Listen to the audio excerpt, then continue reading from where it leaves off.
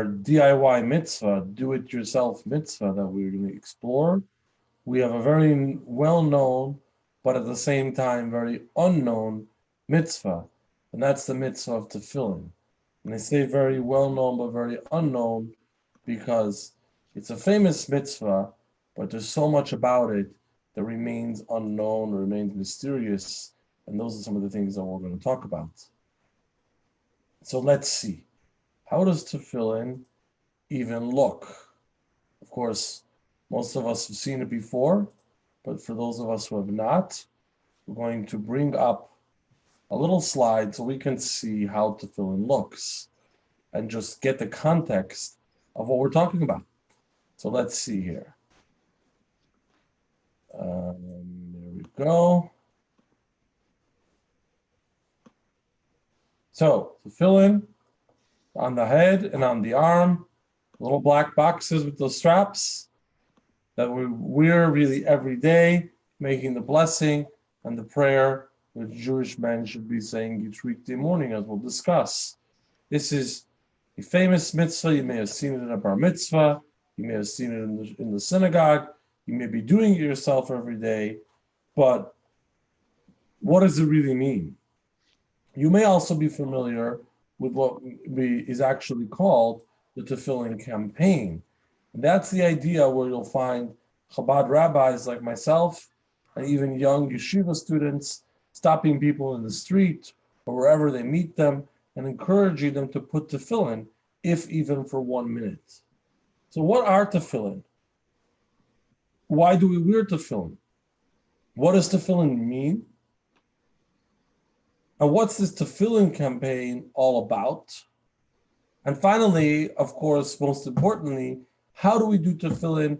How can we do it right? How can we DIY? How can you do it yourself at home, do Teffilin, and actually get the mitzvah right? So let's figure this out.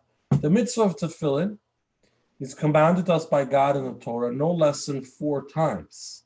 The most famous of them being within the Shema prayer, and that you can see right here. So the Torah says, let's move this, all right. Hi, Alan. The Torah says, "Ukshartam la'ota yodecha," you shall bind them a sign upon your hand, and they shall be for ornaments between your eyes. Of course, this is a little bit cryptic, because what exactly does it mean to have a sign on your hand? And what does it mean to have ornaments between your eyes? How do you do that? What is it? Something that you buy? What is it? What is this sign and what is this ornament, and how do you tie it or wear it between your eyes? But of course, we know that the oral Torah, just like everything else, in the written Torah was given to the oral communication that God gave Moshe. We talked about in the past, and God told Moshe exactly how that should work. Those are the Teffilin that you see in those black boxes, and now we all know kind of how it's done. In fact, this is one of the fascinating things you'll find in Jewish history, because they found Teffilin in excavations at Masada. They found Teffilin in the Dead Sea caves, and although there's some discrepancies because those were actually breakaway sects, ultimately the Teffilin were all substantively the same, and or practically speaking today, as Jews came back together from throughout the diaspora in the last century, Jews coming from Morocco, Jews coming from Yemen, Jews coming from Eastern Europe, Jews coming from every part of the world, all of a sudden interacting after hundreds of years of not being together, interacting in the United States and Israel or anywhere else. And the Teffilin are essentially the same black boxes with the same scrolls. So we actually have always been wearing Teffilin throughout our history, and we've always known how it should be done. So what are the Teffilin? Of course, these are those black boxes, which are actually hardened leather, but they are leather, just as are the straps. And inside you have scrolls written on parchment, so essentially that's the same material. And on the parchment, you have passages of the Torah. In fact, you have each of the 4 passages where the mitzvah of Teffilin is given, where the instruction to wear tefillin is told to us, each of those passages are included inside the tefillin. Now, what's critical here is that these passages, these sections of the Torah, tell us the story of the exodus from Egypt. Why is that so critical? Why is that such an important message within the tefillin? So let's read something from the Alter Rebbe, the author of the Tanya, explaining the intent of tefillin. While donning tefillin, one should bear in mind that God commanded us to write on the parchment contained in the tefillin the 4 specific biblical passages which mention his unity and the exodus from Egypt, in order that we remember the miracles and wonders he performed for us, which indicate his oneness and omnipotence. He has enjoined us to place the arm tefillin adjacent to the heart and the head tefillin over the brain. Now, what does this all mean? So if you think about it, or actually if you research it, you'll discover that most people actually believe in God. I think the number would be in this country 9 out of 10. But a lot of people just don't call it God. But most people do believe that there's some kind of higher being or power or authority, or call it as you wish, behind and beyond the world we live in. So a lot of people are believing in God, but what is less common, what is less understood, is God's involvement in the day-to-day life in this world. Now, what that means is that many people assume that God created this world or put something into motion a long time ago and then went to early retirement. He's not around very much. Nobody's ever run into him that we know about. Doesn't seem to be very active. It seems to be that he's put everything into place. He's set up a natural system, a scientific system, a predictable system, more or less, how things run. And the world just keeps running according to that system. The sun rises and the sun sets, and all the other things fall into place. It doesn't seem to the untrained observer that God is present and active and actually pulling the strings every day, everywhere, in everything. But when God does a miracle, when God does something unnatural, when he splits the sea, as he did for the Jewish people leaving Egypt, or he brings those plagues to the Egyptians that we celebrate every Passover, the miracles of how God took us out of Egypt, when he does a miracle, all of a sudden we realize, hey, God is still around. God is active. God is one and God is omnipotent.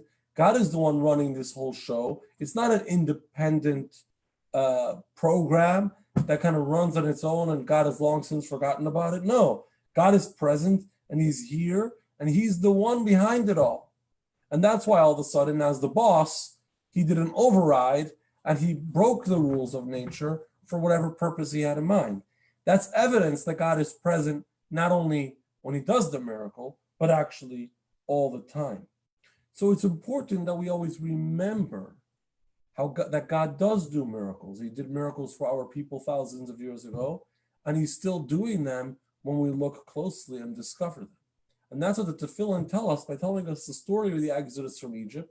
We remember God's oneness, God's presence, God's omnipotent authority over our world, God's active involvement in this world.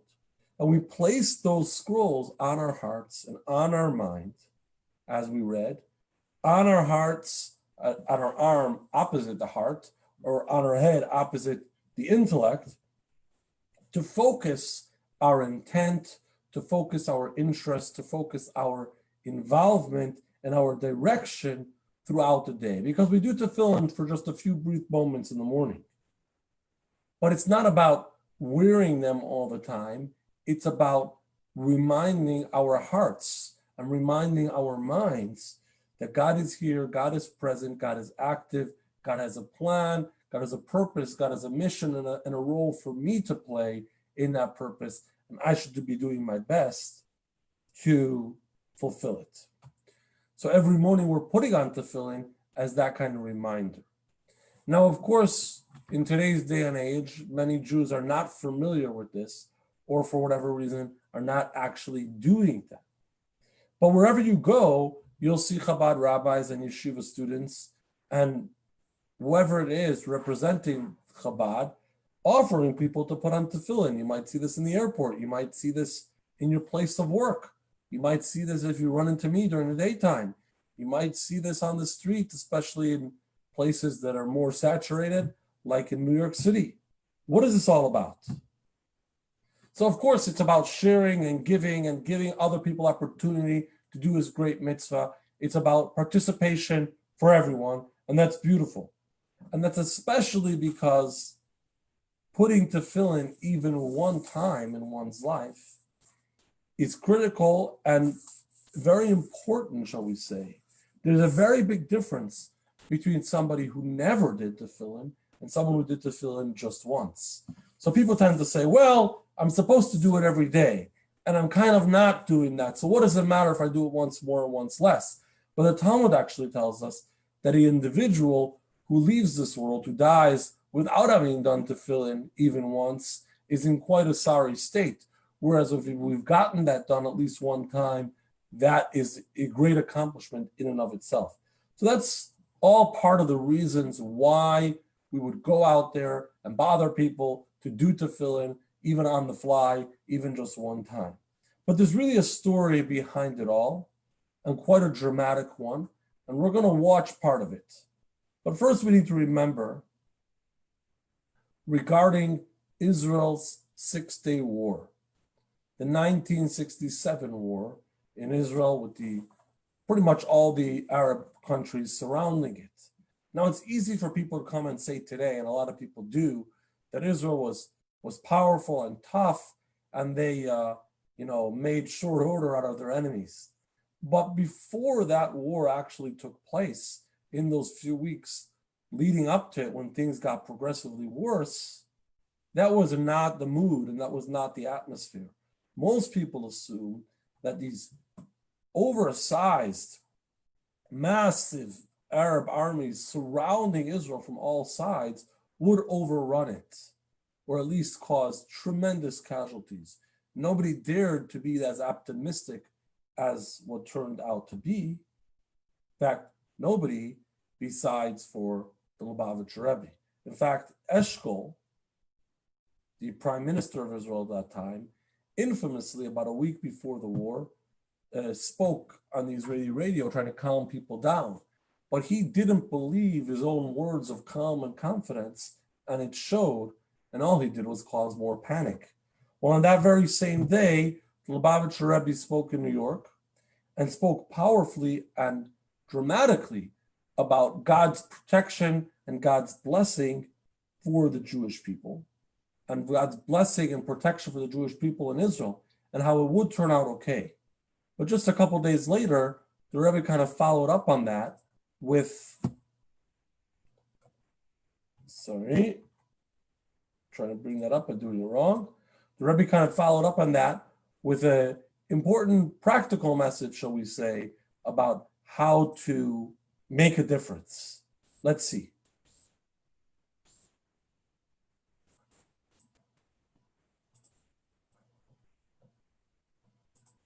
Here we go.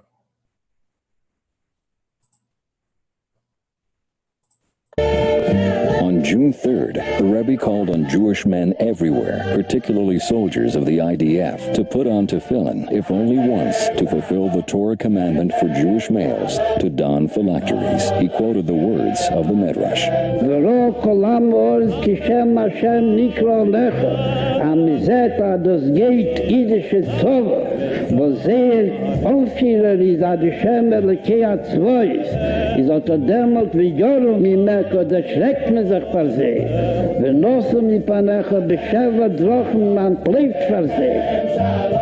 In a special telegram to the Israeli Defense Forces, the Rebbe added, "Soldiers who cannot don tefillin in the morning should do so later in the day. Surely the guardian of Israel shall not slumber nor sleep. The Lord is at your right hand. God will strengthen you, and you will return home safely." The Israeli news newspapers were soon running stories of the Rebbe's promise that the enemies of Israel will fear and abandon their schemes against her in merit of Jews putting on tefillin. Jewish men in Israel and around the world began to line up to support their brethren in Israel through the Rebbe's new Teffilin campaign.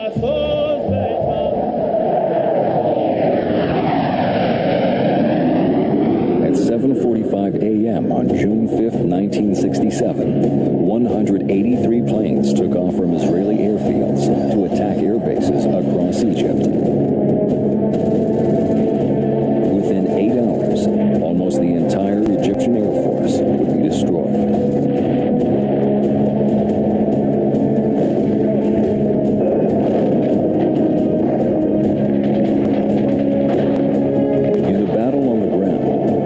Destroyed more than 800 Egyptian tanks, and thousands of soldiers were taken prisoner. 80% of Egypt's military equipment was lost in the Sinai Desert in under 48 hours.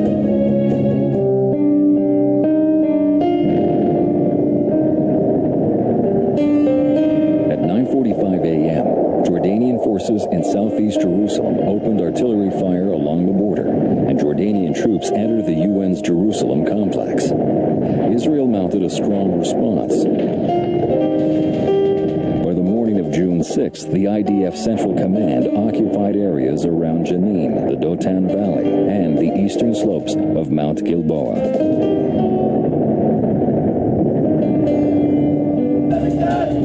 In 25 hours of bloody battle, East Jerusalem and Shechem were taken.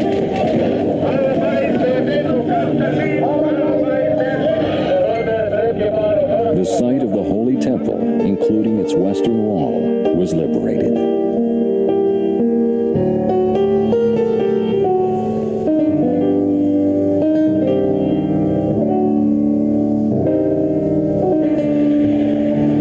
On the afternoon of June 7th, Israeli forces began to descend into the Jordan Valley. 24 hours later, the battle ended with the conquest of the Hebron Hills. The strategic Golan Heights, from where Syria had been shelling directly down onto Israeli farms and towns. For years, Syria had shelled farmers, kindergartens, and shops at random. On the morning of June 9th, in a literal uphill battle, 2 brigades of the IDF Northern Command managed to break through Syrian defenses on the heights. After 7 hours of heavy fighting, they established strongholds in the northern and central sectors. On the morning of June 10th, Syrian defenses collapsed, and most of the Syrian forces withdrew eastward. On this morning, the Israelis were moving ahead. There was a sudden panic among our soldiers. Their pullout was done in total chaos. The retreating soldiers had left their weapons behind them and were running home.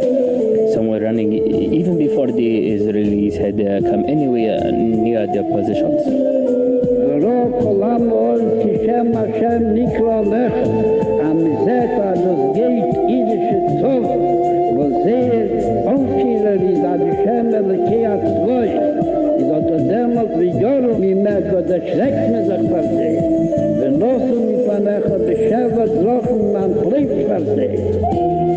At 6 p.m.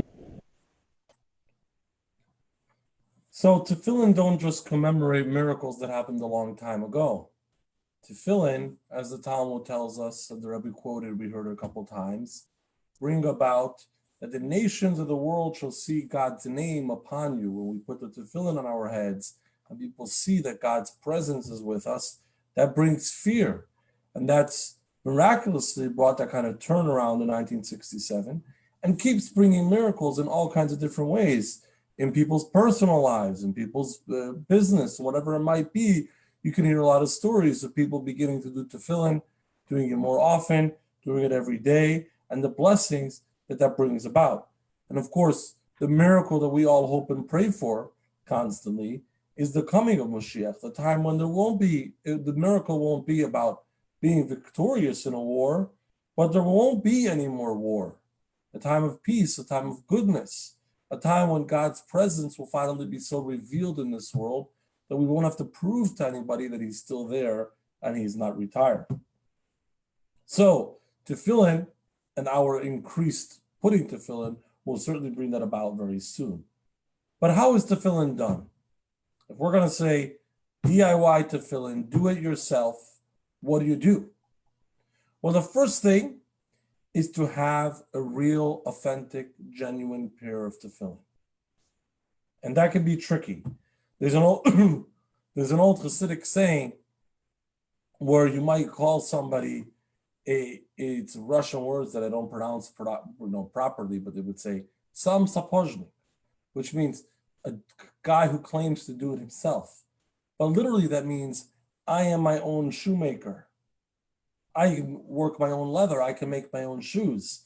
And the story goes how some East European peasant stole a pair of tefillin from a synagogue and tried to sell it to a Jew in the street. And the Jew says, where do you get these tefillin from? Of course, he couldn't admit where he got them from. He said, what do you mean? I'm a leather worker. I'm a shoemaker myself. I made the tefillin. So, of course, you don't want the tefillin that are made by a shoemaker. You want the tefillin that are made by a proper scribe. And that means that the scrolls inside are handwritten according to numerous rules given by God in the Torah. That means the boxes are made just right. The scrolls are inserted just right. And there's a fully kosher pair of tefillin. You've got to be an actual professional to do that. I know some people who are. I am actually not. You need to be a scribe who dedicates himself to creating the tefillin to do it right and completely by hand. So doing tefillin right starts with getting a kosher, genuine pair of tefillin, which would mean buying that from a reliable source and taking good care of it over time. From time to time, it needs to be inspected to make sure none of the letters cracked or the shape didn't wear off, and making sure that that's a kosher pair of tefillin. Now, when do we put tefillin? So the first thing to understand is that we do tefillin in the morning. In the morning, we say the morning prayers, shacharit, with tefillin. Now, even if you don't have the time to do the full morning prayer, which can take about 45 minutes or so, you can do tefillin just for a moment. But it's still best it should be in the morning. Somebody who is not able to do that in the morning for whatever reason can still do the tefillin all day until dark. However, tefillin are only done on weekdays. And what weekdays means is every day, including Sunday, but not on Shabbat, not Saturday, and not on Jewish holidays. Jewish holidays would mean in this context, biblical holidays, Rosh Hashanah, Yom Kippur, Sukkot, Passover, Pesach, and Shavuot are the biblical holidays. All the other observances are minor holidays, rabbinic holidays. We would put on tefillin on those days. Now, what do we actually do with the tefillin? So we've seen the picture, we put them on the arm, we put them on the head, and we say a prayer. But the way this is done is very specific. And to go through that in detail would require a video of its own. And I can send out some of the good ones where that was done with a demonstration of how to put tefillin, how to do it right. But I just want to show some of the fundamentals of what makes the proper putting on of tefillin. And that's, to put it this way, there are different customs, there are a few different ways to bind it, but the fundamentals are there throughout them all. So let's bring that up and try to see.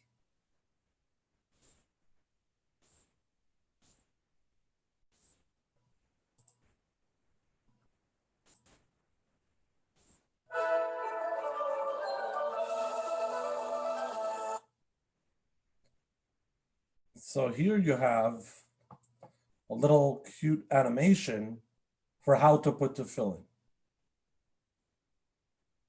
And as it starts, try to show doing it right.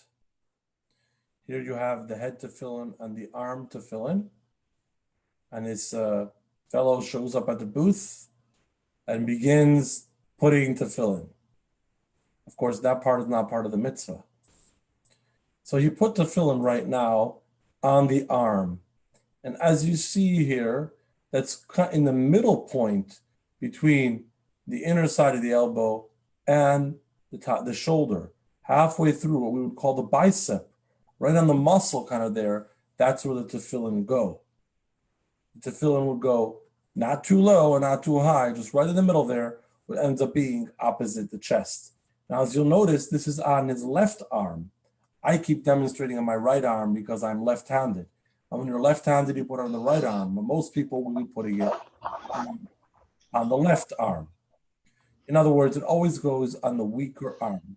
So he's got it right here in the right position, in between the elbow and the shoulder. And a good way to measure that is you just put kind of 2 fingers inside the top of your inner side of your elbow, and higher than that is okay for the tefillin. Let's go on.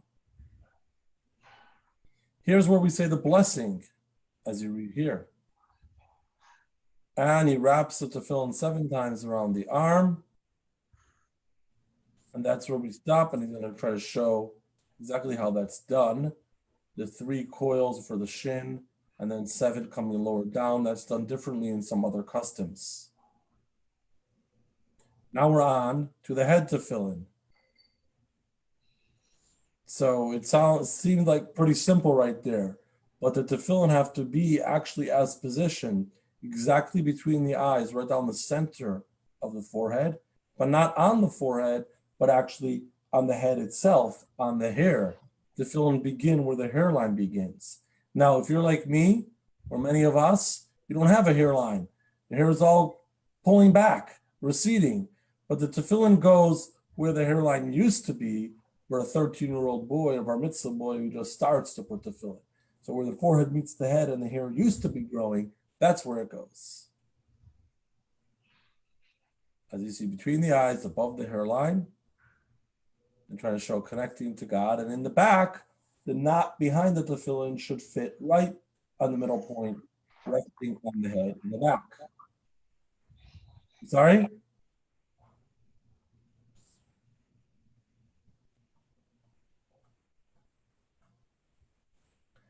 Then we conclude by wrapping the tefillin over the finger and the arm. There are multiple customs for how to do this. And this is the Shema prayer in its Hebrew original. It can be read in English too. And of course, that was really brief, which is why they're sending you to chabad.org/tefillin. And I'd recommend we all take down the site or just send me a message for further information for how to actually get tefillin and do this right.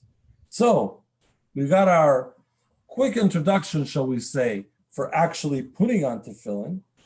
And what's up to us to remember is that tefillin commemorates the miracles.